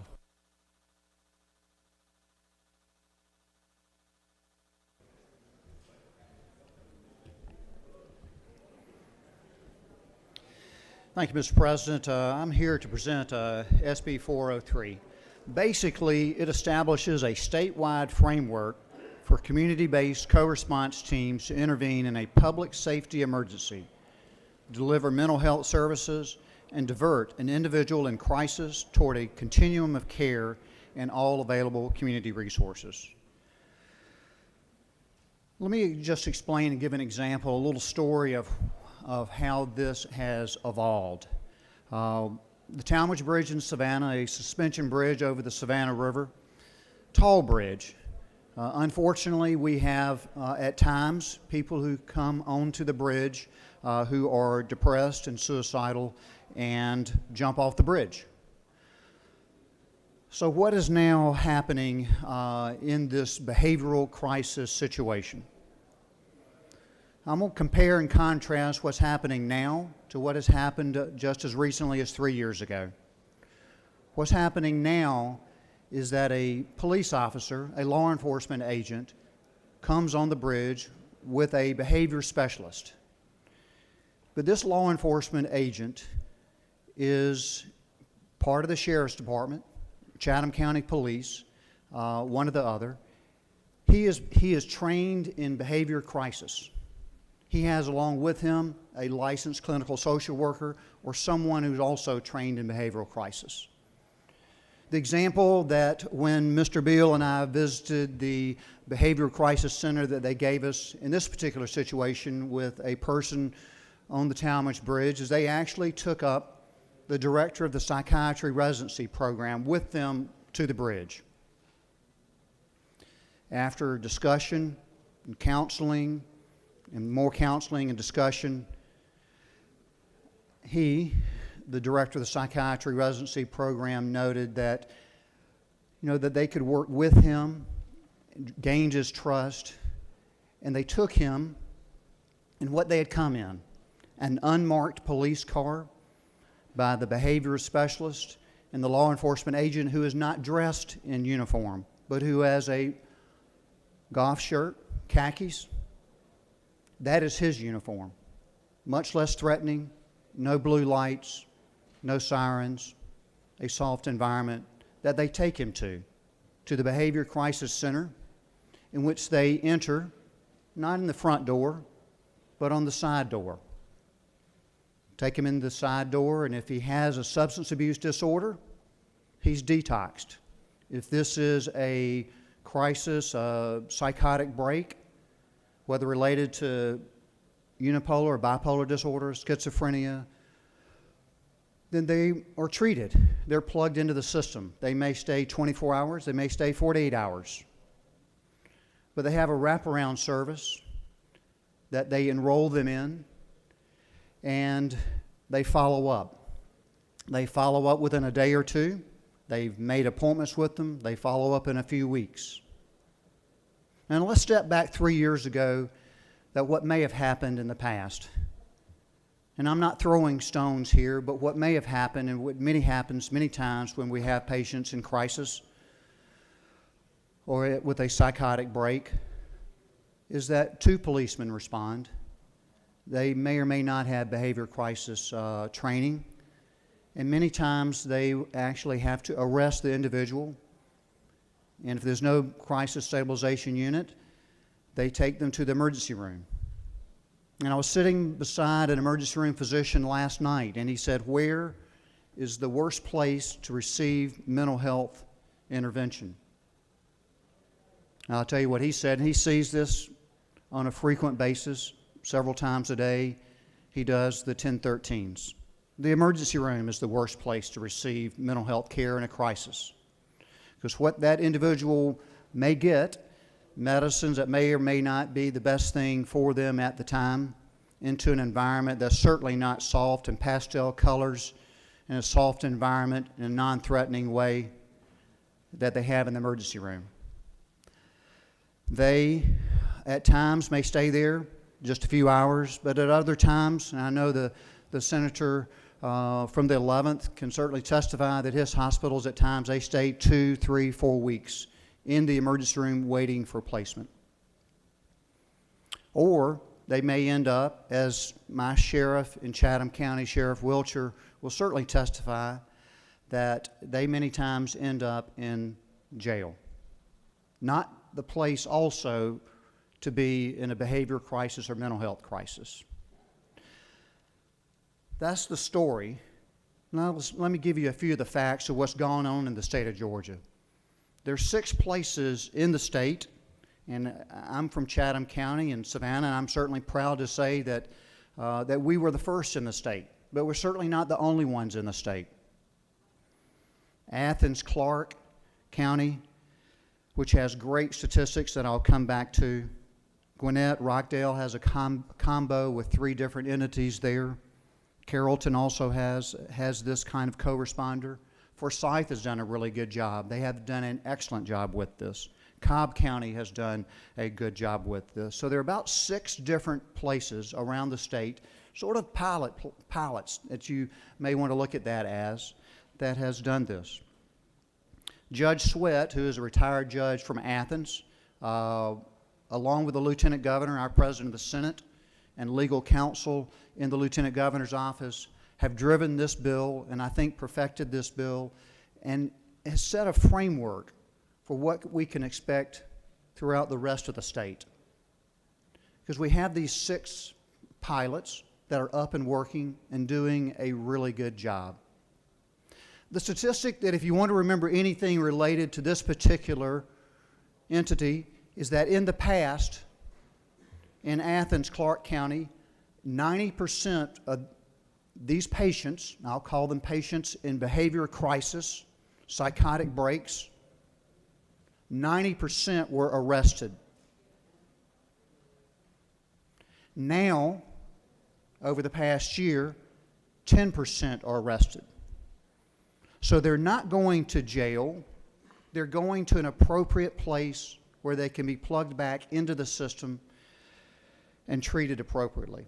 Now, I'll tell you the pushback that I've had on this was from another police chief who also has one going, and he was saying that maybe Athens, Clark County wasn't counting it right. In his particular jurisdiction, it was an 80-20 figure. 80% of the people were being arrested, and now just 20% are being arrested. Listen, that's the kind of problem I'd love to have. You know, are we arguing over 90% versus 10%, 80% versus 20%? I mean, that's great. What a success. So yes, mental health and behavior crisis is certainly a major issue in the state of Georgia, and this provides a framework for that to happen. I want to thank Judge Sweat again for helping us with this. In testimony in Health and Human Services, we had Chief Flynn, who is from Cobb County, was from Savannah, Dr. Mark Johnson, who is the Gateway Director, psychiatrist in Savannah, who's just a prince of a person, Sheriff Wiltshire there, and again, our President of the Senate and legal counsel in the Lieutenant Governor's office. So let's talk a little bit about the bill itself. As you know, as I said, there are increasing demands on law enforcement to respond to these crises in our communities. And SB 403 is a public safety response to these increasing demands, which proposes to utilize existing mental health care delivery infrastructure in the forms of Georgia's. How many CSBs do we have in the state of Georgia? It's 23. So they are directed to provide optional, additional resources to law enforcement at critical junctures for public safety. The initial encounter during a behavior crisis. Let's go through a little bit of the bill. So what we're asking to do in general is asking for the community service boards, which are part of DBHDD in a coordinated system of community facilities, which it is a public corporation, an arm of a unified mental health service delivery system intended to encourage cooperation and sharing of resources among these government entities. Section 1 are policy findings. Section 3 is on your desk. I am speaking to the amendment. Clarifies the immunity for transportation applied to the patient and his or her personal responsibility. Section 4 adds the transport portion of it. Clarifies the immunity again for transportation. And let me compliment the trial lawyers on this. They have said from the very beginning that they do not want to hold up this bill. They have said in committee that they wanted to work with us, and they have been working with us. And this is their language that they have agreed on, and that is on your desk. Section 5 is a new co-responder chapter with definitions, community service, and 3711.4 requires the CSBs to adequately staff co-responders, requires DHBDD to maintain current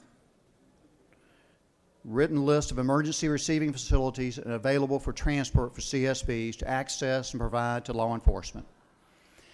3711.5, I want to emphasize this, if this law enforcement agency has elected to partner with a CSB in a co-responder team, then the officer team members are designated, and requires all law enforcement agencies to designate a primary point of contact with its CSB to designate a member of the protocol committee. 3711.16, training. 3711 requires the communication officers to notify any co-responder team. 3711.8, establish the protocol committee. Follow-up services in 9, outlines methods of cooperation in 10. 3711.14 clarifies that statutory framework is not the exclusive method by which law enforcement may establish emergency response teams with behavioral health specialists. So in general, we're requiring the CSBs to establish a framework. We are not requiring each and every law enforcement in the state of Georgia to participate, but let me give you the example in Chatham County. Chatham County, the funding came through a federal grant, and Chatham County recognized that our jail is not a mental health facility and is not the best place to have people there. And let me just say that Chatham County commissioners recognized that this was obviously a cost-effective method of treating people in crisis, and that the method that is ongoing now in all of these jurisdictions except for these 6 places is just frankly not appropriate. This provides a framework to allow what I think is a cost-effective and a very appropriate way to help people in a mental health crisis.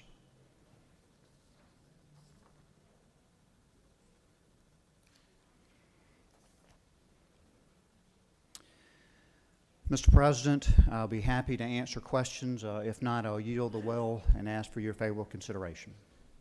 Chair would like to recognize the senator from the 12th to your left with a question. Thank you, Mr. President. Senator from the 1st, is it not true that our distinguished senator from the 19th just completed a budget with $1 billion allocated, with the B, $1 billion allocated for behavioral health and developmental disabilities? Is that not true? The lady knows what as she speaks.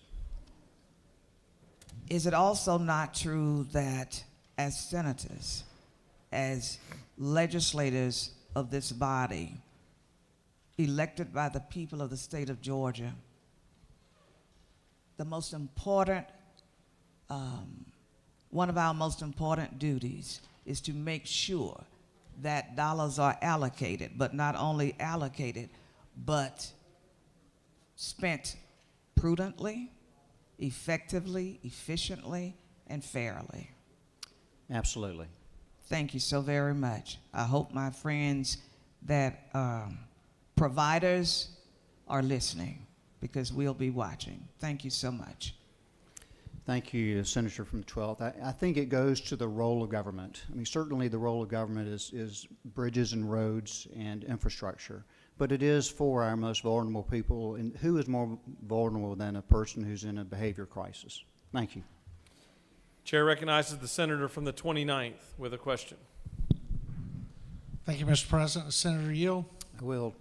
Senator, is it not true that Rikers Island, New York, Cook County Jail in Chicago, and Los Angeles County Jail in California are the 3 largest institutions for housing the mentally ill in the United States of America? I'm sure the senator knows as he speaks. And Senator, further yield? Yes.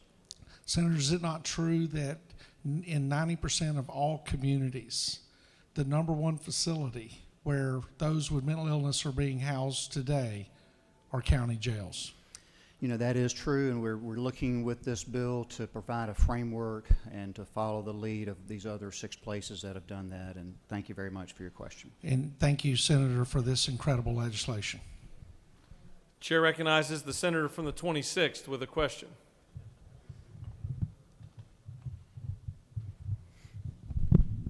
Thank you, Mr. President. With the Senator Yield. I will. Senator, isn't it true that in most cases, and a lot of cases are episodic, especially when people have medicine to take and they get off the schedule? Isn't it true that the majority of those folks end up in the jail, or once arrested, taken to the emergency room of the hospital? And isn't it true that the hospitals refuse to give any kind of long-term care to those individuals?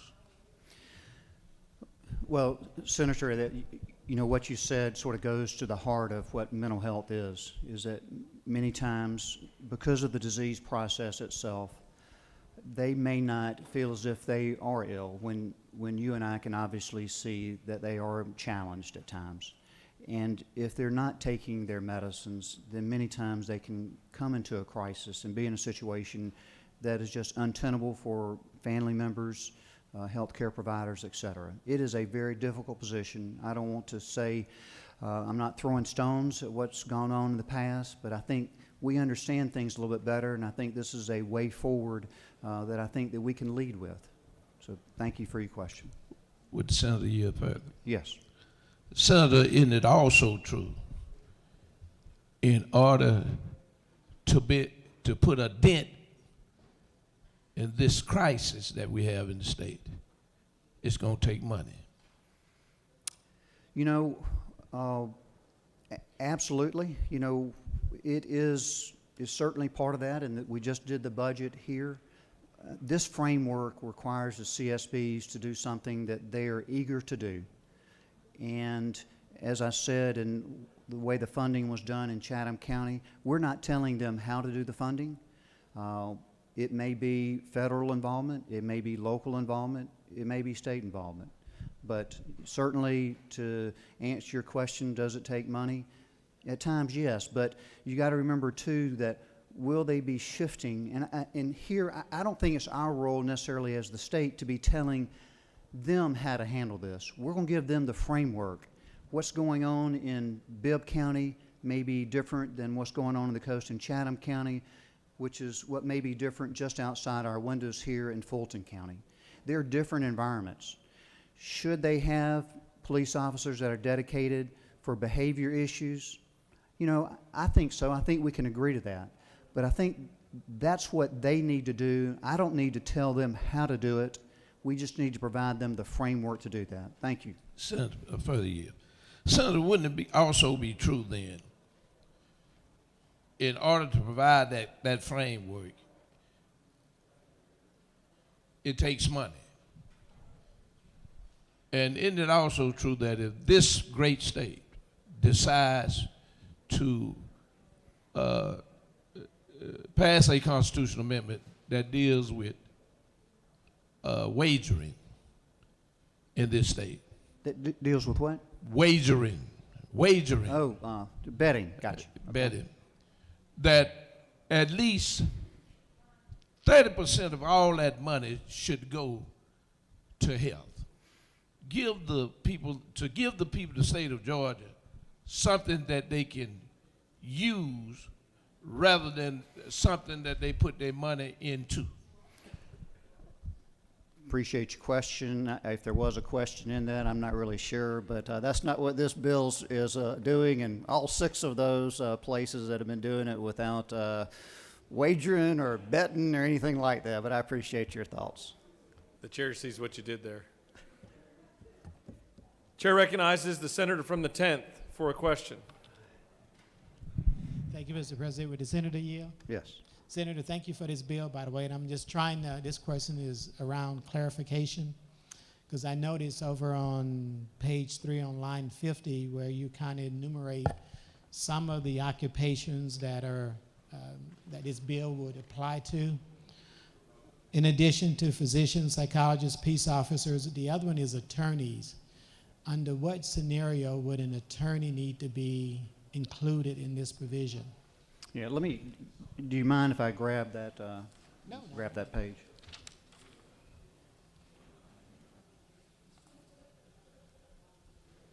Apologize. What line are we on? Line 50, page 3. Page 3, gotcha. So that's already in the language, correct? Yeah. So that's already in the code section.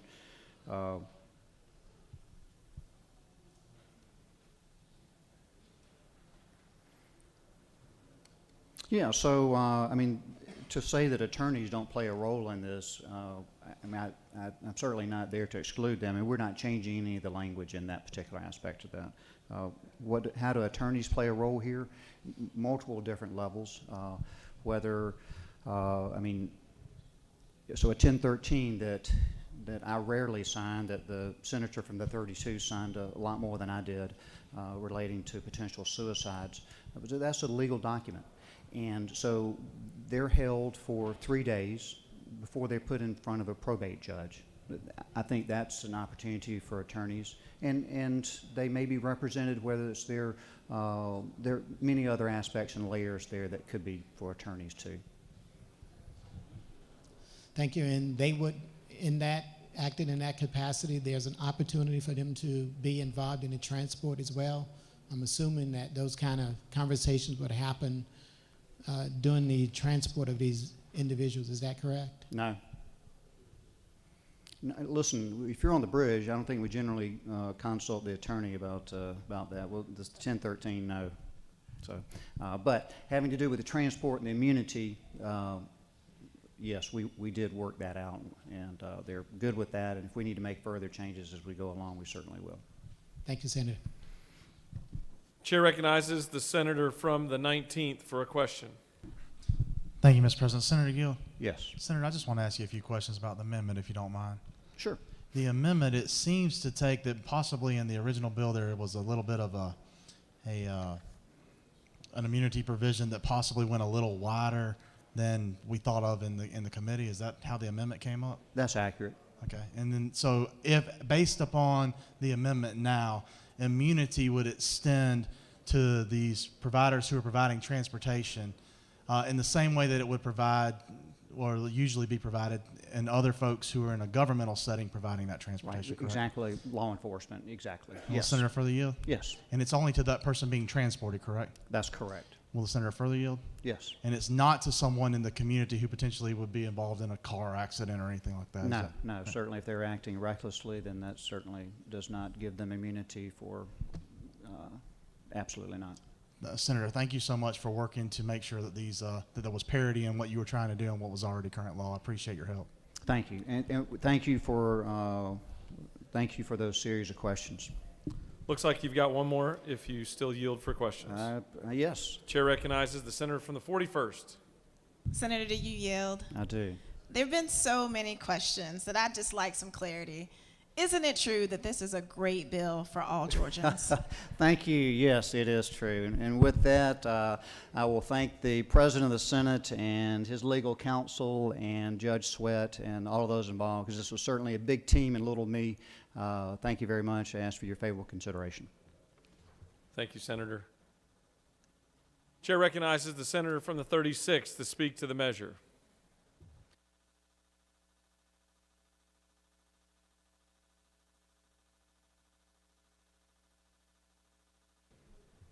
Thank you, Mr. President. Colleagues, I'm supporting this bill, which came through our Health Committee. I'm supporting the important amendment to the bill, which clarified some critical questions around immunity. I would say that, and the questions have been raised from the floor around funding, and on line 241, page 11, that section, the requirements in the chapter shall be contingent upon the appropriation of funds by the General Assembly or the availability of other funds. I think we need to take this as a clarion call. We need to invest in this. We need to unanimously support this bill today, and we need to unanimously invest. And of course, one way that you secure funds for health coverage, so many of these people that have a psychic break, and I have two of my immediate recent knowledge, they may or may not have access to health insurance. We're one of the states that has not expanded Medicaid to cover Georgians who are uninsured and underinsured. And you heard our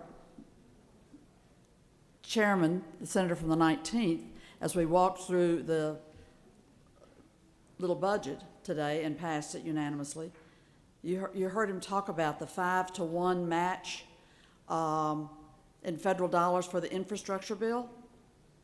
The match for expanding Medicaid is a 9-to-1 match of federal dollars to state dollars. A tremendous opportunity for us to put the funds in place, cover the lives, and bring more money into the healthcare system as they work with the law enforcement system to keep people out of jail, improperly jailed when they have mental health issues, and get them into long-term access to the healthcare providers that are all across our state. Sadly, not enough of them in rural Georgia. But I would just, as we move to support this bill, I call for full-throated support and embrace of bringing the Medicaid expansion dollars to Georgia to help fund the health services. Now, I have a dear friend whose son had a break because his meds were changed and they didn't meet the needs of his mental health situation. He's had struggled for a lifetime, a young man in his 30s. And sadly, I attended his funeral after he was choked down by 6 deputies in a county jail in Middle Georgia, after his dad had tried to get him to the medication that he needed, and they said, no, it's not available to you because you had a 3-month shot, so we're not gonna, that 3 months has got to expire. The young man fell apart. His father had to call all he knew to call at that point in the middle of the night, and that was law enforcement. And they came, and he gave him the meds. He explained the situation. And the next call he got about 3 hours later is that his son was dead. Just to put the face on the need to expand our healthcare services, because they said there wasn't any space for him anywhere, but they would take him to the county jail. That's what they did. When he fell apart further, 6 deputies jumped on him. He was choked to death. That's one tragic story. There are countless stories when we don't fully fund our health care system. So I urge support of this bill. I think of the young man, dear friends of mine, who had a psychic break when he was working in Muskogee County. He did get good care there. When he was locked up, they assessed him and they got him on a medication and they stabilized him. He's still in prison now waiting for trial of all the things that he did when he was falling apart with a vehicle. But two incidences in my immediate experience, and I'm sure you all and our constituents could bring countless other examples of why we need to fund mental health, fund physical health, expand Medicaid, pass this bill, and get the funds to move forward and do the great things that this bill gives us the opportunity to do across the state. Thank you. I yield the well. Does any of the senator wish to speak for or against the measure? The chair sees none. All right, we're going to take up amendment number 1 first. Is there objection to adoption of amendment number 1? The chair hears none, and amendment number 1 is adopted. The question is on the adoption of the committee substitute as amended. Is there objection to the adoption of the committee substitute as amended? The chair hears none, and the committee substitute as amended is adopted. Is there objection to agreeing to the report of the committee which is favorable to the passage of the bill? The chair hears none. The report of the committee is agreed to. Is there objection to the main question being ordered? Chair hears none, and the main question is ordered. Questions on the passage of the bill by substitute. All those in favor vote yea. Opposed, nay. The secretary will unlock the machine.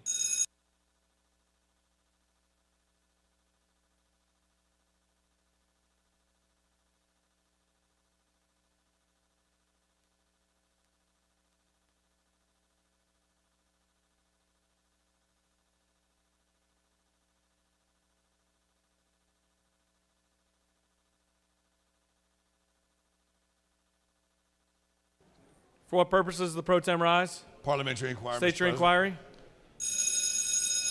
Mr. President, isn't it true there have been many accolades in this body regarding this piece of legislation, but we would like for it not to go unnoticed and unrecognized the great compassion that the presenter of this bill and the great knowledge and the great care for his fellow man that this presenter has shared with us today. The chair fully agrees with your sentiment. Thank you for bringing those words.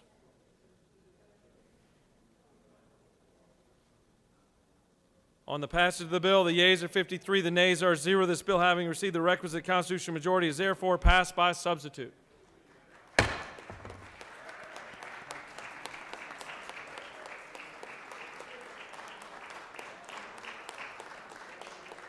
want to thank the senator from the 1st for your great work. I want to thank this whole chamber for their great work on such an important issue. It's complicated, but when you work together and you work with one purpose in mind, and that's to try to solve the problem, I want to thank Regina Quick for her great work and just diligence working to perfect this as it goes. Thank you.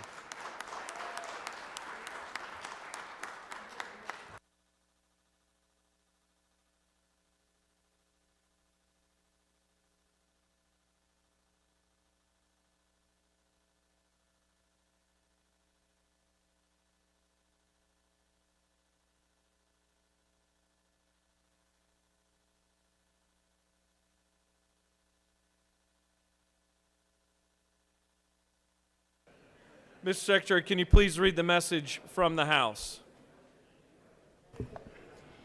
Mr. President, the House has passed by the requisite constitutional majority the following bills of the House. House Bill 1430 by Representative Williams of the 148th, a bill to be entitled an act to reconstitute the Board of Education of Crisp County to provide for legislative purpose. Slow go. House Bill 1465 by Representative Campbell of the 171st, a bill to be entitled an act to amend an act providing for the election of the members of the Board of Education of Mitchell County, approved March Slow 4th. go. House Bill 1471 by Representative Irwin of the 28th, a bill to be entitled an act to amend an act to divide the county of Stevens into school districts, approved March 23rd, 1977. Slow go. The House has agreed to the Senate substitute as amended by the House to the following bill of the House, House Bill 517 by Representatives Carson of the 46 and others, a bill to be entitled an act to amend Chapter 2A of Title 20 of the OCGA relating to student scholarship organizations so as to provide for the inclusion of earned interest in the calculation of minimum revenue obligations for scholarships and tuition grants and for other purposes. That completes the order, Mr. President. For what purpose does the senator from the 54th rise? Yes, Mr. President. Pursuant to Senate Rule 7-1.10B, I give notice that at the appropriate time I intended to move that the Senate to consider action by the House on HB 517. Mr. Secretary, can you please read the caption? House Bill 517 by Representatives Carson of the 46 and others, a bill to be entitled an act to amend Chapter 2A of Title 20 of the OCGA relating to student scholarship organizations so as to provide for the inclusion of earned interest in the calculation of minimum revenue obligations for scholarships and tuition grants and for other purposes.